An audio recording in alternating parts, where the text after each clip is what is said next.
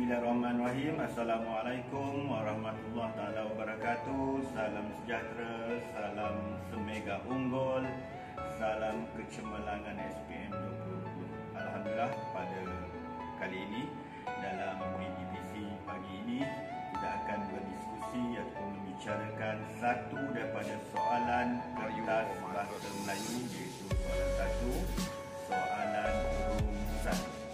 Soalan ini memperuntukkan 30 markah dan dianggap sebagai satu soalan bonus kepada pelajar ataupun calon malangnya. Kebanyakan pelajar masih lagi menghadapi masalah untuk menjawab soalan rumusan sehingga mereka mencicirkan banyak markah yang sepatutnya mereka peroleh. Jadi pada pagi ini kita akan melihat dengan lebih teliti berkenalan dengan soalan rumusan, iaitu 20 markah isi dan 10 markah bahasa. Jadi maksudnya jika pelajar dapat mengumpul lebih banyak markah isi, jadi markah bahasanya juga akan lebih banyak, separuh daripada markah isi. Dan soalan ini memperuntukkan 30 markah dan perlu diselesaikan dengan cemerlang dalam tempoh 40 minit. Jadi format dan teknikal rumusan. Yang pertama sekali, pelajar perlu mengenal pasti kata kunci dan subjek. Subjek SU dan SI, ayat surat dan juga sirat, dan juga dari segi pemerengganannya, walaupun tidak ditetapkan pemerengganannya secara wajib, tetapi digalakkan pelajar dapat menulis perenggan rumusan dalam 4 perenggan supaya dapat memudahkan pembiasa, dan pada masa yang sama juga rumusan itu dibina dalam keadaan yang kemas. Yang ketiga, penukaran kata kunci pendahuluan. Dalam pendahuluan ada satu kata kunci bagi isu ataupun tema bagi isi tersurat, dan kata kunci itu perlu ditukar kepada kata kunci yang sinonim dengan kata kunci asal tersebut. Dan yang keempat ialah penggunaan penanda wacana, dan yang terakhir, yang kelima, bilangan patah perkataan antara 100 hingga 120, ataupun dengan kata lain tidak melebihi 120 patah perkataan.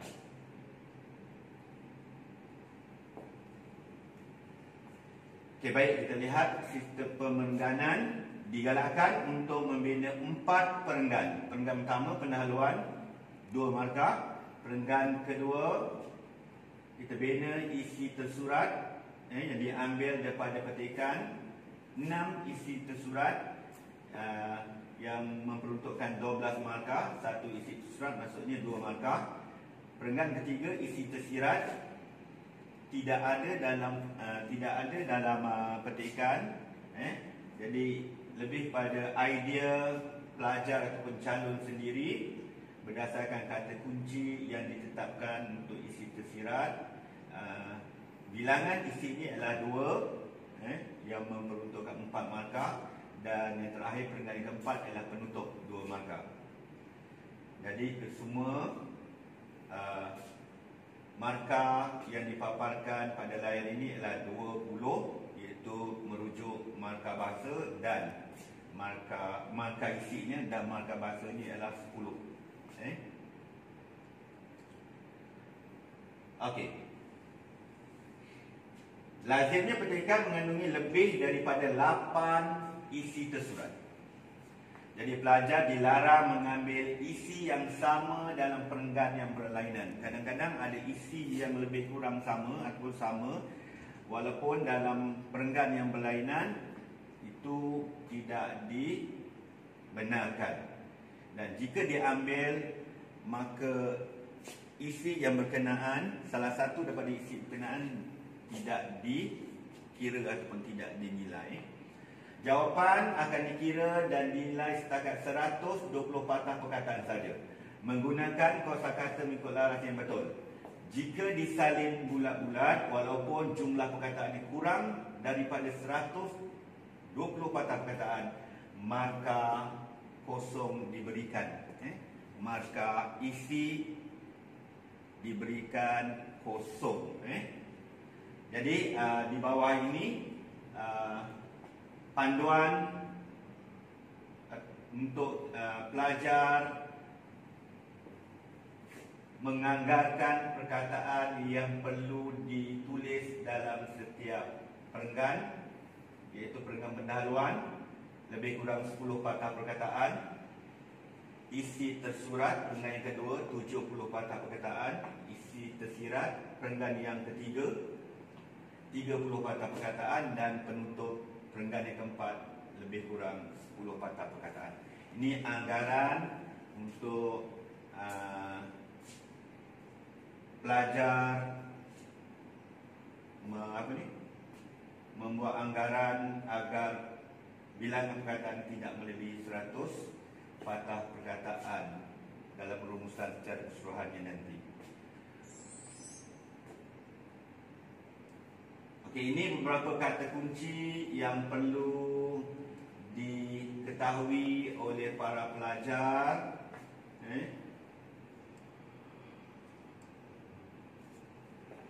Okey, kita pergi pada pendahuluan.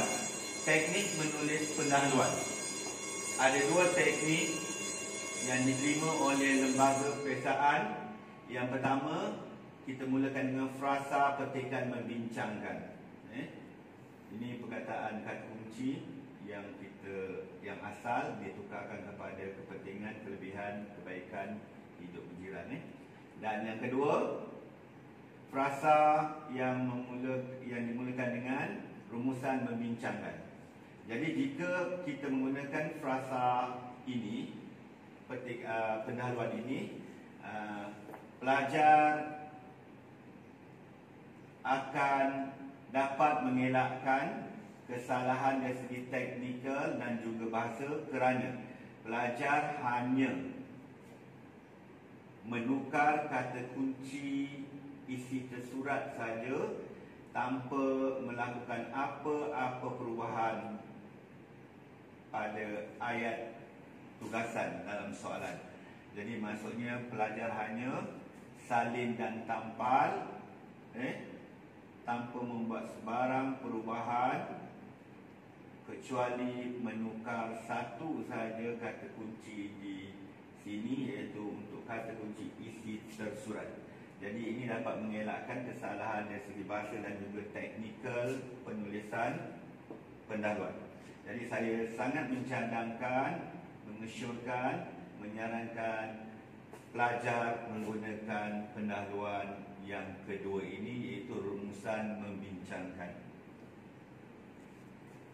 Seterusnya, kita lihat perincian tentang isi tersurat. Biasanya didahului dengan kata kerja, penanda wacana, seterusnya. Selain itu, sehubungan dengan itu, kata bantu dapat, boleh dan juga kata hubung dan. Dan juga sebaik-baiknya isi tersurat ditulis dalam satu ayat. Maksudnya jika ada 6 isi tersurat, pelajar sangat digalakkan untuk menulis 6 isi tersurat itu dalam 6 ayat tunggal. Pastikan ayat isi tersurat ada subjek dan predikat. Subjek ialah kata nama yang ada dalam petikan, yang lazimnya ada dalam petikan dan wajib diambil ataupun ditulis oleh pelajar. Predikat ialah poin isi yang hendak ditulis dalam petikan berdasarkan kata kunci isi tersurat. Seterusnya kita lihat ini frasa ayat SU dan SI yang dibenarkan ataupun yang tidak dibenarkan. Lazimnya jika pelajar melihat antaranya ialah maksudnya kat sini tiada frasa sebagaimana yang terdapat dalam arahan soalan. Jadi ini tidak dapat diterima. Begitu juga dengan yang kedua ini, antara kesannya kata kuncinya ada tetapi frasanya masih tiada, tidak juga diterima. Yang ketiga ini, kata kuncinya ada tetapi pelajar ini telah mengubah kata kunci yang asal pada kata kunci yang lain. Jadi, dan juga frasanya masih tidak lengkap. Jadi ayat ini juga tidak diterima. Dan yang terakhir, antara kesan pemanasan global ialah, jadi frasa ini barulah diterima dan dianggap satu frasa untuk memulakan isi tersurat dengan ayat yang lengkap sebagaimana yang terdapat dalam ayat arahan soalan. Okay, kita terus pada isi tersirat. Isi tersirat berdasarkan tugasan pokok 2, tiada dalam petikan dan perlu dicari berdasarkan akal fikiran ataupun idea pendapat calon sendiri. Sebaik-baiknya juga ditulis dalam satu ayat. Pastikan ayat isi tersurat ada subjek dan predikat. Walaupun subjek ini tidak diwajibkan untuk isi tersirat, tetapi digalakkan untuk menulis subjeknya. Okey. Tulis juga isi tersirat dalam satu perenggan untuk perenggan yang ketiga. Okey, penutup. Penutup yang kita tulis dalam perenggan yang keempat. Pastikan dalam penutup ada 5 unsur, iaitu ada penanda wacana yang kita mulakan dengan kesimpulannya, ada cadangan, ada isu fokus 1 ataupun tema utama petikan, ada kata hubung, di sini saya gunakan agar ataupun supaya, dan yang kelima hasil cadangan. Jadi kalau kita tengok kat sini, kita boleh KCIH, bukan Cik Kiah ni macam Kak Ciah pula Okey. Dalam 5 unsur penutup, lihat unsur yang kedua, itu cadangan. Pastikan dalam cadangan juga ada 3 unsur kecil yang lain, iaitu ada semua pihak,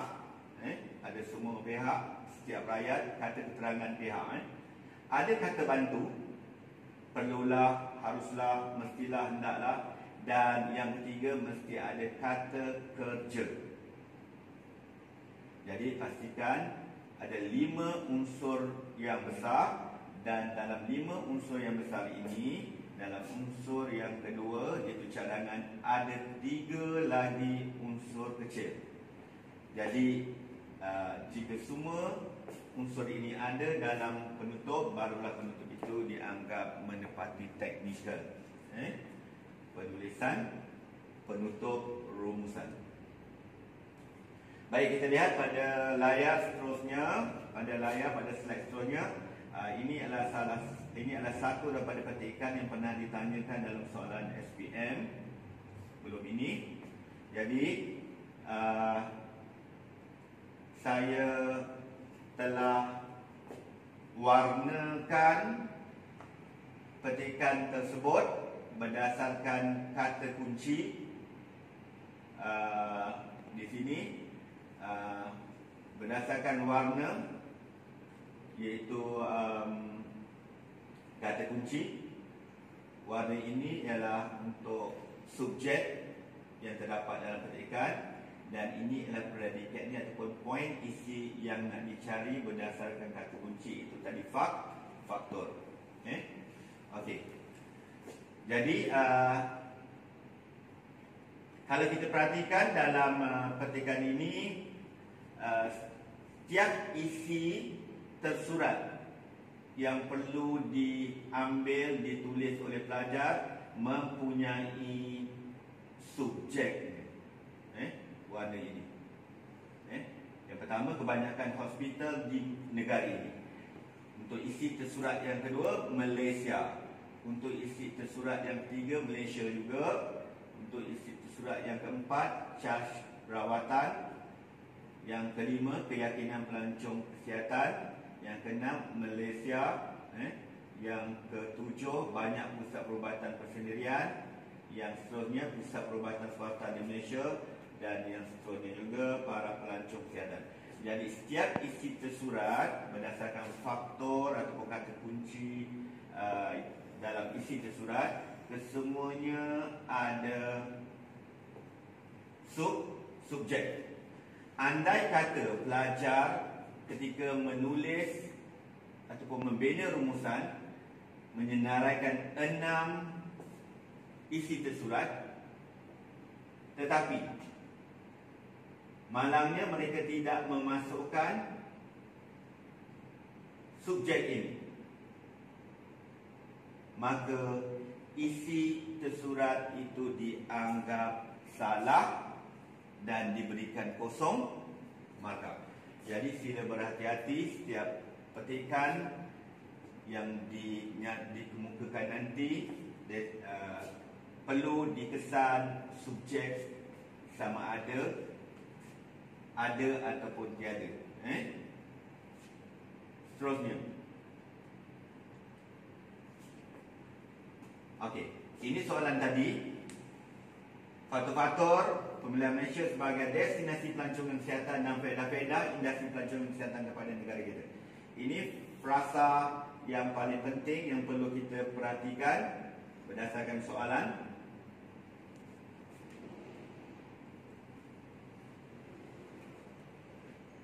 Jadi kita berikan fokus pada pendahuluan. Kita gunakan frasa rumusan membincangkan. Tadi ialah faktor, kita tukar kepada punca ataupun sebab ataupun alasan. Salah satu, Malaysia dipilih sebagai destinasi pelancongan kesihatan dan faedah industri pelancongan kesihatan kepada negara kita. 17 patah perkataan. Kalau kita perhatikan di sini, kita mesti menyalin semua perkataan yang ada dalam ayat soalan itu jika kita memilih untuk menulis pendahuluan berdasarkan frasa rumusan membincangkan. Okey, yang seterusnya, isi tersurat. Saya keluarkan isi tersurat yang ada dalam petikan tadi. Yang pertama sekali ialah kebanyakan hospital di negara ini, subjeknya. Yang kedua, Malaysia, subjeknya. Ketiga, Malaysia, subjeknya. Cas rawatan di sini, subjek juga. Keyakinan pelancong kesihatan, subjek. Banyak pusat perubatan persendirian, subjek. Pusat perubatan swasta di Malaysia, subjek. Dan yang ke-8, para pelancong kesihatan, subjek.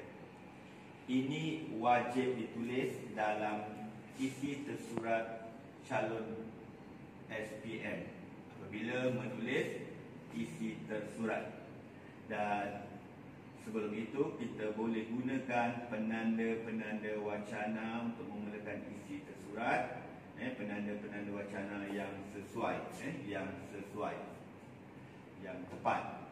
Jadi yang berwarna putih ini ialah poin isi yang terdapat dalam petikan, dan inilah yang dikendaki oleh pemeriksa ataupun LP yang merujuk kata kunci faktor-faktor tadi. Jadi kita ada 6, kita ada 8, kita hanya ambil 6 saja nanti.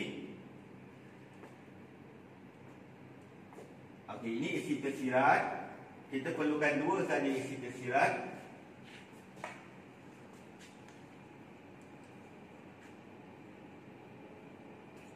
Baik. Sama juga dengan isi tersurat, kita boleh mulakan dengan antara faedahnya. Antara faedahnya. Okey. Jika dalam tugasan ayat soalan untuk isi tersirat hanya menulis faedahnya, Jadi kita hanya tulis antara faedahnya. Antara faedahnya, apa dia dapat menjana pendapatan negara melalui kehadiran para pelancong. Di samping itu dapat meningkatkan imej negara di mata dunia. Lebih-lebih lagi dapat menambahkan peluang pekerjaan kepada rakyat padan dan seterusnya. Okey. Okey. Bahagian penutup, perenggan penutup. Pastikan ada 5 unsur tadi. Dan pastikan dalam unsur kedua iaitu cadangan ada 3 unsur yang kecil. Kesimpulannya, 1, setiap rakyat, ini yang kedua, ya, setiap rakyat hendaklah bekerjasama memajukan. Ini adalah cadangan. Industri pelancongan kesihatan adalah isu fokus 1, tema. Ini adalah kata hubung. Dan Malaysia terkenal di persada antarabangsa ialah unsur yang kelima, iaitu hasil cadangan. Jadi kita lihat dalam cadangan ada letak 5. 1, 2, 3, 4, 5. Ada 3. Setiap rakyat, 1, hendaklah bekerjasama. Hendaklah ni kata bantu. 2, bekerjasama memajukan. Okey, kata kerja. Okey, ada 3 unsur kecil dalam cadangan yang berwarna merah ni. Jadi penutup ini dianggap betul dari segi teknikal ni. Jadi ini hasil yang kita dapat daripada rumusan tadi. Dan kita menggunakan rumusan yang memulakan frasa rumusan membincangkan. Asal kata kuncinya ialah faktor, kita tukar pada punca. Yang ini kita salin semuanya dan ada 17 patah perkataan. Kita mulakan perenggan yang kedua untuk perenggan isi tersurat. Kita mulakan antara, kita gunakan faktor, iaitu kata kunci yang asal. Untuk memulakan isi tersurat, kita guna semula kata kunci asal, iaitu faktor, dan kita salin seperti yang ada dalam petikan. Dan terus kita masukkan subjeknya, kebanyakan hospital di negara ini. Dan ini ialah poin isi yang kita cari, yang terdapat dalam petikan, iaitu faktornya kerana mendapat pengiktirafan peringkat antarabangsa. Kita gunakan penanda wacana. Seterusnya kita masukkan lagi subjek yang ada dalam petikan, dan kita tambah atau kita sambung dengan poin isi yang ada dalam petikan yang merupakan faktor yang dikendaki dalam tugasan anda. Jadi selain itu, kita guna lagi di samping itu lebih-lebih lagi, lebih-lebih lagi kata ganda kita kira 1, 2 lebih istimewa. Dan kita selesai menulis ayat isi tersurat itu sebanyak 6 isi tersurat. Dan kesemua isi tersurat ini ditulis, kesemuanya ada 6 tadi, ditulis dalam 6 ayat tunggal. Kita pergi kepada perenggan yang ketiga, perenggan isi tersirat. Kita mulakan dengan antara juga. Ini kita salin jika ini yang dituliskan dalam arahan soalan. Terus kita tulis apa faedahnya. Kita masukkan juga subjek. Lebih baik itu kerajaan dapat menjana pendapatan negara. Dan kalau kita nak menggunakan subjek yang lain, iaitu sini rakyat, kita terus rakyat dapat menikmati peluang pekerjaan yang lebih luas. Kalau kita nak menggunakan faedahnya merujuk subjek yang sama, kerajaan, jadi kita kat sini tidak perlu mengulang lagi perkataan kerajaan. Dan dapat apa? Dan dapat dapat menaikkan nama negara ataupun dapat memacu ekonomi menjadi lebih maju. Jadi di sini untuk isi tersurat, untuk isi yang tersirat, saya mengesyorkan pelajar menggunakan ayat majmuk untuk membina, untuk menyediakan 2 isi tersirat. Okey, panjang kat sini adalah 21 patah perkataan dan perenggan yang terakhir ialah perenggan penutup. Ada penanda wacana penutup, kesimpulannya. Ini ialah cadangan. Ini ialah isu fokus 1 iaitu tema. Ini ialah kata hubungnya, dan ekonomi Malaysia terus berkembang ialah hasil cadangan. Jadi ada 5 unsur utama dalam penutup. 1, 2, biru 3, kuning 4 dan yang warna merah jamu lembut ini ialah unsur yang kelima, iaitu hasil cadangan. Jadi jika kita kira bilangan perkataan rumusan yang dibina ini sebanyak 117 patah perkataan saja. Jadi dengan ini saya sangat berharap para pelajar dapat mengambil peluang untuk memperoleh markah semaksimum mungkin untuk soalan rumusan ini, dan masih ada masa lagi untuk memantapkan pemahaman dan kemahiran untuk membina rumusan berdasarkan perkongsian kita pada pagi ini.